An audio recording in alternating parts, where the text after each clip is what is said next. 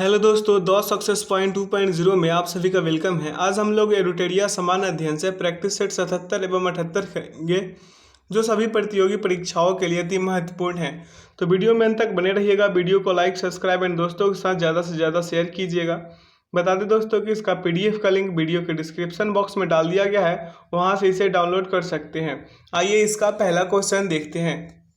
Question कह रहा है कि प्रकाश संश्लेषण होता है। प्रकाश संश्लेषण होता है किसमें होता है मेरे भाई? पादपों के हरे भाग में।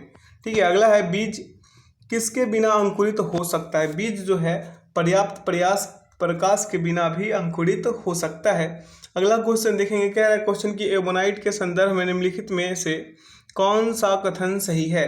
सही कथन बताना है तो इसका करेक्ट आंसर क्या होगा? यह एक यौगिक है जिसमें 1/3 सल्फर और 1/3 रबर का मिश्रण होता है। अगला क्वेश्चन है ATCH हार्मोन स्रावित होता है। ATCH हार्मोन कहाँ से स्रावित होता है? पीयूष ग्रंथि से। कहाँ से? पीयूष ग्रंथि से। अगला क्वेश्चन है मनुष्य का मस्तिष्क कितने भागों में विभाजित है? तो इसका करेक्ट आंसर क्या होगा? इसका करेक्ट आंसर होगा 3। अगला पक्षियों को उड़ने से रोकने की प्रक्रिया कहलाती है। क्या कहलाती है मेरे भाई? ब्रेलिंग। क्या? ब्रेलिंग कहलाती है। अगला क्वेश्चन की ओर बढ़ेंगे। क्वेश्चन कर रहा है कि टॉक्सिलॉजी का संबंध किसके अध्ययन से है? टॉक्सिलॉजी, तो इसका टॉक्सिकोलॉजी है, सॉरी माफ कीजिएगा, टॉक्सिकोलॉजी का संबंध किसके अध्ययन से है? तो इसका करेक्ट आंसर क्या होगा? विसो। अगला क्वेश्चन देखेंगे। कह रहा है कि टरबाइन व डायनमो से बिजली प्राप्त करने में किस ऊर्जा को विद्युत ऊर्जा में परिवर्तित करते हैं? तो इसका करेक्ट आंसर क्या होगा? मैकेनिकल ऊर्जा। Option C is the right answer. अगला क्वेश्चन देखेंगे। कह रहा है चॉकलेट स्वास्थ्य के लिए हानिकारक हो सकते हैं क्योंकि उसमें निम्न में से किसकी मात्रा अधिक होती है? तो इसका करेक्ट आंसर क्या होगा? निकेल। अगला क्वेश्चन है तारों के विभिन्न समूहों के द्वारा बनाई गई विभिन्न आकृतियां क्या कहलाती है? तो इसका करेक्ट आंसर क्या होगा? नक्षत्र मंडल। क्या? नक्षत्र मंडल। अगला क्वेश्चन की ओर बढ़ेंगे। क्वेश्चन कह रहा है आदर्श वोल्टमीटर की प्रतिरोधकता क्या होती है? तो इसका करेक्ट आंसर क्या होगा? अनंत होगी। अगला निम्नलिखित में से कौन सा सही सुमेलित है नहीं है? सही सुमेलित कौन नहीं है? तो रेयन जो है रूपांतरित स्टार्च है, यही सही सुमेलित नहीं है। अगला क्वेश्चन है कि पत्थर को कठोर करने में, सॉरी माफ कीजिए, पत्थर को ठोकर मारने से व्यक्ति को चोट लगने का कारण है। क्या कारण है? इसका करेक्ट आंसर होगा प्रतिक्रिया। ठीक है। अगला है कि कोशिका के संदर्भ में कौन सा कथन सही नहीं है? कोशिका के संबंध में मेरे भाई सर्वप्रथम कोशिका की खोज रॉबर्ट कोच द्वारा की गई, यही जो है सही नहीं है, बाकी सभी के सभी सही है। अगला क्वेश्चन है कि सेफ्टी माचिसों के शीर्ष में होता है। सेफ्टी माचिस के शीर्ष में क्या होगा मेरे भाई? लाल फास्फोरस होता है। क्या होता है? लाल फास्फोरस। अगला निम्न में से कौन सा तत्व उत्कृष्ट गैस का उदाहरण है? उत्कृष्ट गैस का उदाहरण कौन है? हीलियम। क्या? हीलियम जो है उत्कृष्ट गैस का उदाहरण है। अगला क्वेश्चन देखेंगे। कह रहा है क्वेश्चन की कागज बनाया जाता है, तो कागज बनाया जाता है पौधे के सेलुलोज से। अगला क्वेश्चन है कि निम्नलिखित मिश्र धातु तथा उसके संगठन का सही मेल बताइए। सही मेल कौन सा है इसमें बताना है? तो डच मेटल जो है तांबा एवं जस्ता। ठीक है। Option B is the right answer. अगला क्वेश्चन है विश्वव्यापी महान आर्थिक मंदी किस वर्ष आई थी? विश्वव्यापी, तो इसका करेक्ट आंसर होगा 1929 ईस्वी में। ठीक है।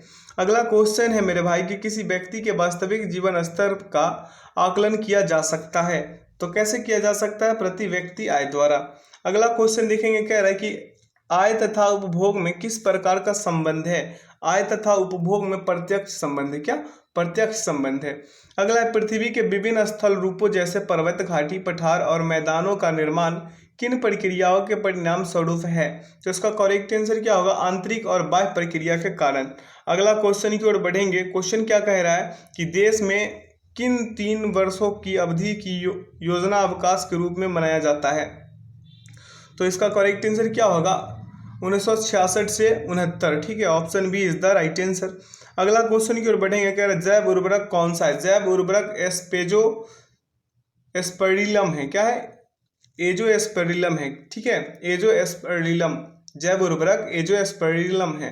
अगला उत्तरी पूर्वी मानसून से किस प्रदेश में वर्षा होती है? उत्तरी पूर्वी मानसून से पूछ रहा है, तो ये होता है तमिलनाडु में।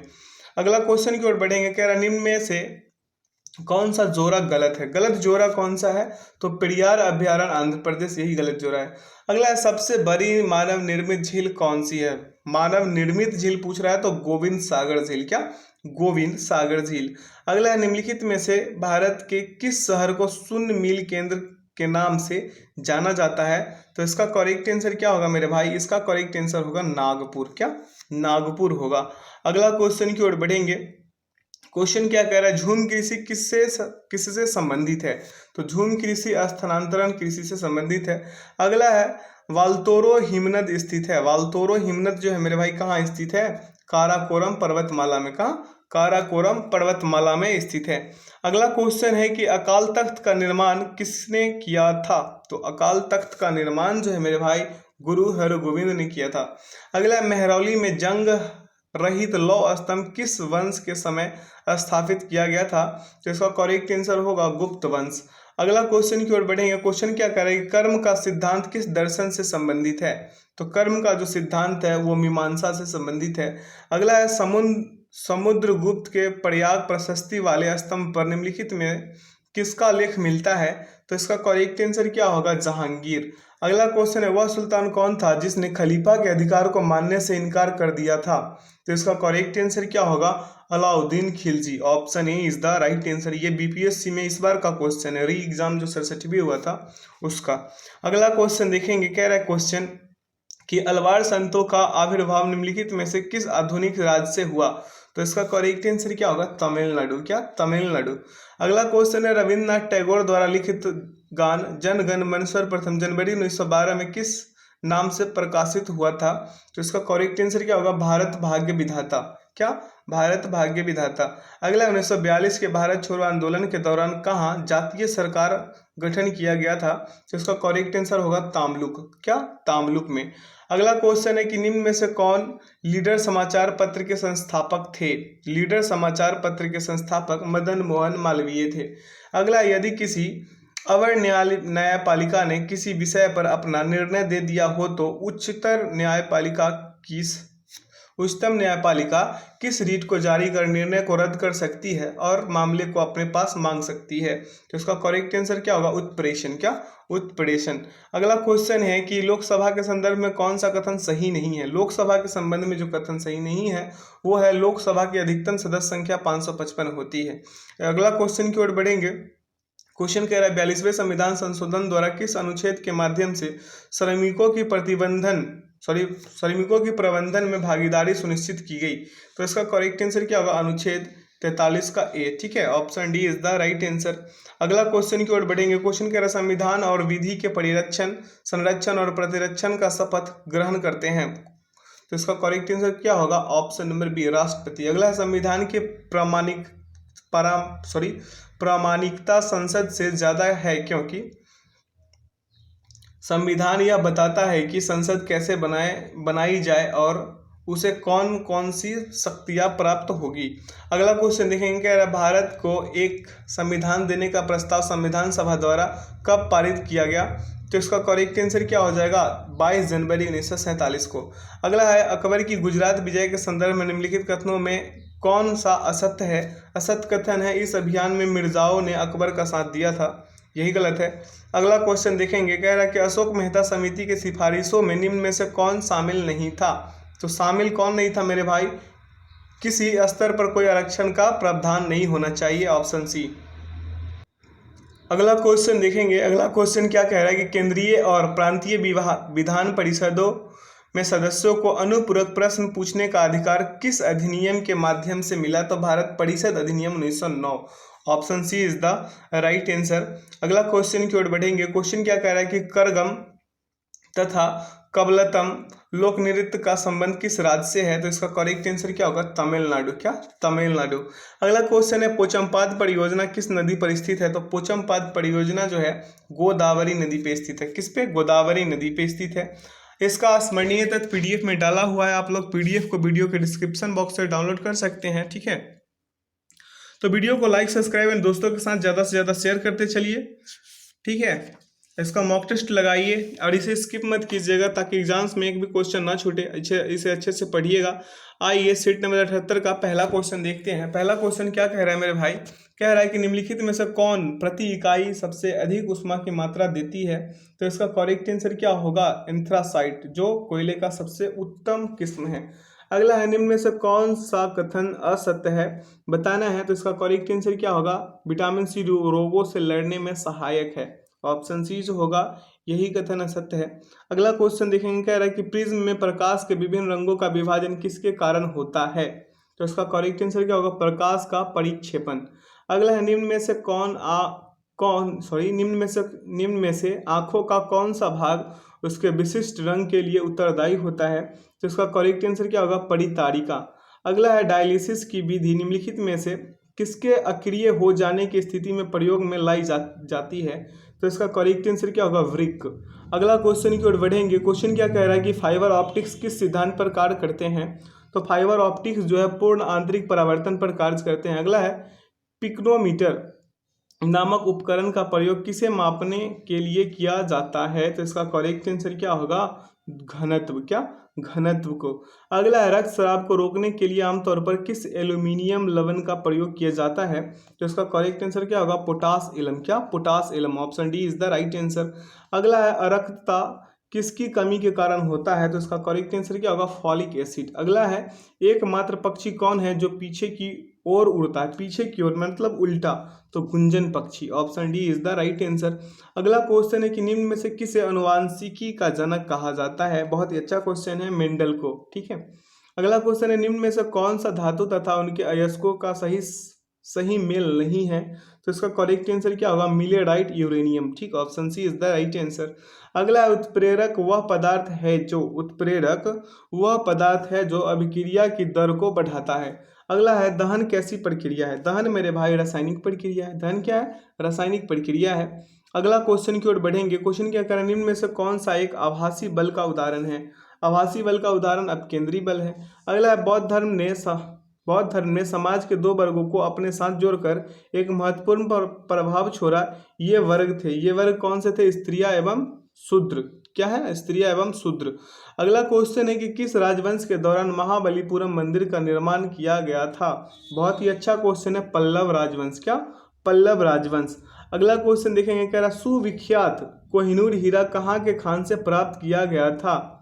तो इसका करेक्ट आंसर क्या होगा, गोलकुंडा। क्या, गोलकुंडा के खान से। Option D is the right answer. अगला क्वेश्चन है कि निम्न में से किसका अपने समकालीन मुगल बादशाह से मिलान गलत है। तो इसका करेक्ट आंसर क्या होगा मेरे भाई, राणा सांगा अकबर। ऑप्शन ए इसका परम सत्य आंसर होगा।